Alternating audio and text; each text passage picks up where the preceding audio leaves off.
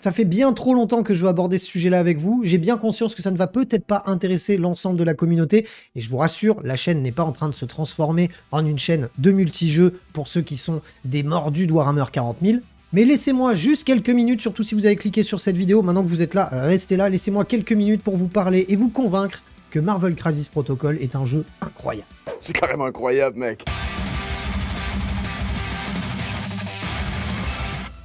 Marvel Crisis Protocol est un jeu de figurines dit d'escarmouche, tiré bien évidemment de l'univers racheté assez récemment, mine de rien, par Disney. Et comme je suis un mordu de comics depuis environ l'âge où je peux lire et regarder des images, et ben j'avais beaucoup trop envie de m'y mettre et je m'y suis enfin mis sérieusement et ce jeu est beaucoup trop génial. Ce jeu a été créé par Atomic Mass Games, qu'on ne présente quasiment plus désormais, puisque bah, ils sont la base de Star Wars Legion ou encore Star Wars Shatterpoint, Star Wars Armada. Donc on a compris, l'entreprise maîtrise son sujet, et pour ce qui est de la distribution en Europe, c'est géré par Asmodée. Au passage, si Asmodée ou AMG ont envie de travailler avec la Wargame Room pour parler un petit peu plus souvent de Marvel Crisis Protocol, ça serait avec grand plaisir. Mes messages jusqu'à maintenant restent sans réponse, mais au moins ça vous prouve que je ne suis pas un vendu qui veut juste vous parler d'un jeu parce que c'est un partenaire de la chaîne. Non, là je vous en parle encore plus parce que c'est un amour profond et sincère que j'ai envers ce jeu. Bref, Asmodée, AMG, mon contact, vous devriez pouvoir le trouver, que ce soit sur la chaîne, sur YouTube, sur Facebook, sur Twitch, sur Instagram, sur OnlyFans.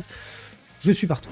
Pour résumer les principes du jeu, Atomic Mass Games nous propose un jeu d'escarmouche au tour par tour à activation alternée, où l'on va pouvoir jouer un certain nombre de héros. On va d'abord créer un pool, donc un roster de 10 héros, que l'on va pouvoir ensuite sélectionner pour répondre à un besoin lié à une mission. C'est-à-dire qu'on ne va pas jouer nos 10 figurines à chaque partie, on va les jouer de manière générale entre 5, 6, allez, 7 figurines pour les moins chères. Bien évidemment, comme tout jeu, il va y avoir une échelle de puissance des figurines pour que l'on puisse savoir combien on a le droit d'en mettre dans son roster. Il n'y a aucune contre-indication sur son équipe, on va simplement avoir des bonus spécifiques.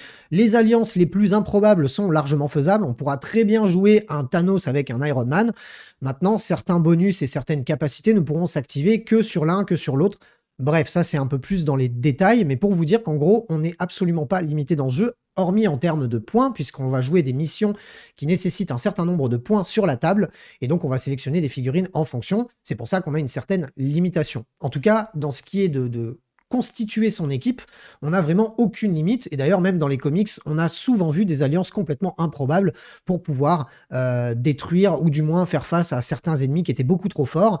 On a déjà vu des méchants s'allier avec des gentils. Pendant 10 minutes et demie, certes, ils se sont trahis très rapidement, mais en tout cas, c'est faisable et ça reste fluff, ça reste cohérent. Et là où je trouve que l'éditeur a été très bon sur la conception de ce jeu, c'est que il va vraiment s'adresser aux grands amoureux de comics qui ont envie d'acheter les figurines qui leur plaisent et de les jouer ensemble, sans aucune restriction. Maintenant, si on pousse un petit peu le jeu plus loin, on va avoir certaines capacités spéciales ou encore comme des stratagèmes, puisqu'on a des cartes en plus que l'on peut utiliser une seule fois par partie. Ça ne rajoute pas une énorme surcouche de règles, mais tout de même. Et ça, en fait, ça va nous permettre de, si on a envie de jouer de manière simple, eh ben, on pourra le faire. Mais si on a envie de se triturer un petit peu plus les méninges, eh ben, on va pouvoir le faire aussi et aller dans un jeu qui est beaucoup plus compétitif. D'ailleurs, le jeu est très compétitif. Les parties vont durer au total 6 tours, ou alors si on atteint les 16 points avant son adversaire, la partie sera terminée. Il faut compter une bonne heure généralement pour faire une partie lorsqu'on maîtrise plutôt bien les règles du jeu, sinon compter entre 1h30 et 2 heures. Dans un tour de jeu, on aura donc plusieurs activations. Chacun des joueurs va activer une figurine qui aura le droit de faire 2 actions avant de laisser l'adversaire faire de même, jusqu'à ce que tout le monde ait joué toutes ses figurines. Je vais pas rentrer dans le détail et vous apprendre à jouer au jeu, là le but c'est juste de vous teaser un petit peu les principes, mais on est globalement sur quelque chose que l'on retrouve assez régulièrement dans les jeux d'escarmouche de figurines. Les missions proposées par l'éditeur sont assez variées, puisqu'elles vont déjà définir un nombre de points de puissance qui va définir le nombre de figurines que vous allez jouer sur la table, mais en plus de ça, ça va vous donner des objectifs à accomplir pendant la partie qui vont vous faire gagner des points pour gagner les parties. Parce que le but de ce jeu, c'est pas juste de se taper sur la gueule. On va avoir de la tenue d'objectifs, donc tenir des positions, du sauvetage de pions ou encore des actions à réaliser sur certains objectifs sur la carte, ce qui va donner au jeu une bonne saveur stratégique et compétitive, au-delà de juste se taper allègrement sur la tronche, même si moi, perso, j'adore ça. Bon, jusqu'ici, on est sur quelque chose d'assez basique. Et vous allez me demander, mais Félix, pourquoi tu nous parles de ce jeu? Il y en a 300 000 du même genre, c'est quoi le bail? Et à ça, eh bien, je répondrai que déjà, premièrement, l'univers, bon, il faut que l'univers de Marvel vous parle, bien évidemment, ça ne vous parle pas, ça sera compliqué. Maintenant, les figurines sont d'une qualité proche enfin, ça fait partie je trouve en tout cas, des figurines les plus stylées, les plus mieux représentées, mieux détaillées, dynamiques, etc. que j'ai pu trouver et tester sur le marché. La rejouabilité et l'évolution du jeu est constante parce que l'univers étant particulièrement exploité par Disney ces 15 dernières années, on peut s'attendre à ce qu'il y ait encore et encore et encore des sorties et des équilibrages. D'ailleurs, au passage, ce jeu s'équilibre assez bien dans le sens où il y a certaines petites retouches faites par l'éditeur, mais on a un très bon moyen sur Internet de retrouver toutes ces règles-là. De toute manière, à chaque fois que vous achetez des figurines, les règles sont fournies avec.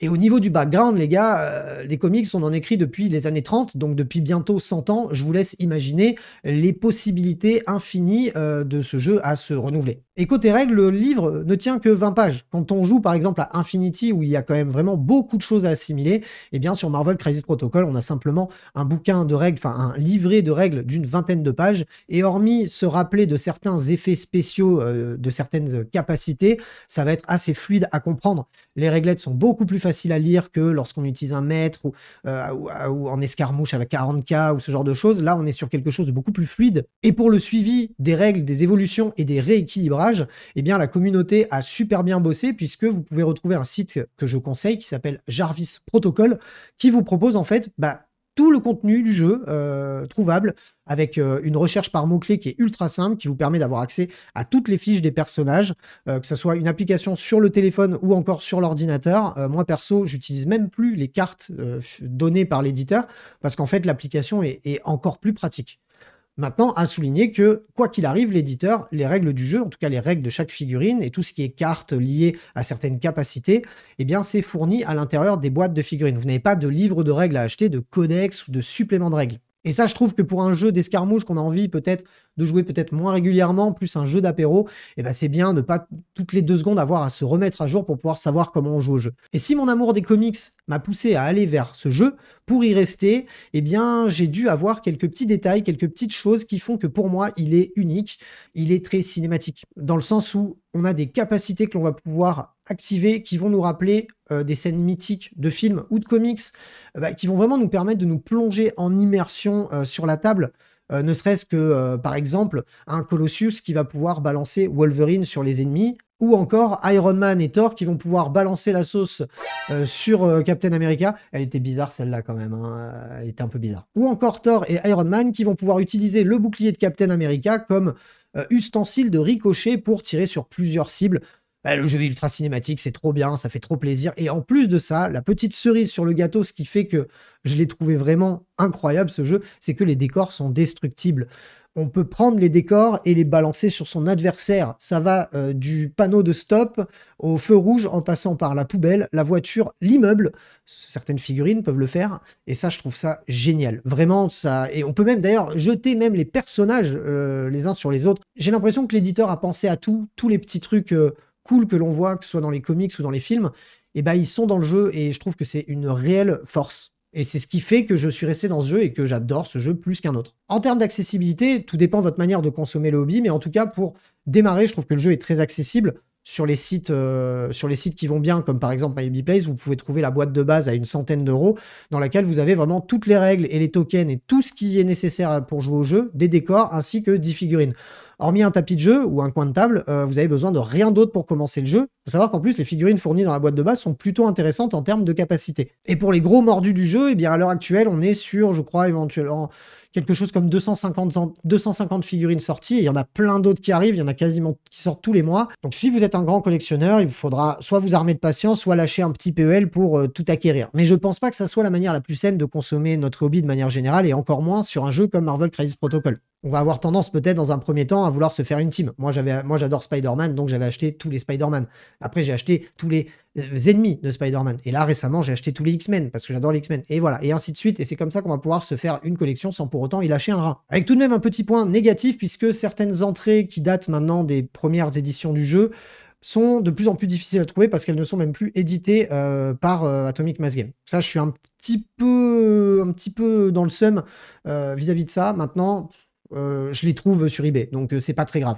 De plus, l'éditeur est un petit peu avare dans ce qui est de faire des décors. Ils sont magnifiques, ceux qui sont proposés, hein. Le souci, c'est que bien souvent, j'ai l'impression en fait qu'ils les éditent de manière limitée et que apparemment, dès qu'il n'y en a plus en stock, ils ne les impriment plus. Il y a plein de décors que je ne peux plus trouver. Et ça, je trouve ça un petit peu dommage. Maintenant, avec Internet et l'impression 3D, aujourd'hui, on a des moyens gigantesques de trouver plein de proxys et plein de trucs cool. D'ailleurs, la table de jeu que vous avez pu voir en live sur Marvel Crisis Protocol, les 3/4 des décors sont des décors faits en 3D. Je vous invite d'ailleurs à vous rendre chez MyFigus 3D, partenaire de la chaîne, qui vous propose une large gamme, une très large gamme de décors adaptés à Marvel Crisis Protocol, par exemple. En conclusion, MCP, c'est mon coup de cœur de ces derniers mois. Et même, j'ai envie d'aller plus loin et de dire que c'est un jeu qui m'a permis de garder un engouement pour les jeux de figurines à un moment où 40K me gavait un petit peu.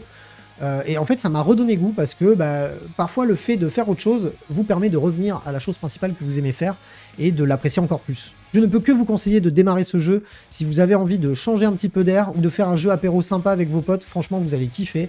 N'hésitez pas à me dire dans les commentaires si vous avez pu déjà le tester, si vous avez envie de vous y mettre, quelles sont vos réticences, vos attentes vis-à-vis de ce jeu. Je serais curieux de le savoir. N'hésitez pas à suivre la chaîne, à vous abonner comme d'hab, à activer la cloche pour recevoir toutes les notifications. On se retrouve très bientôt pour plein d'autres vidéos. D'ici là, prenez soin de vous. Salut les roommates.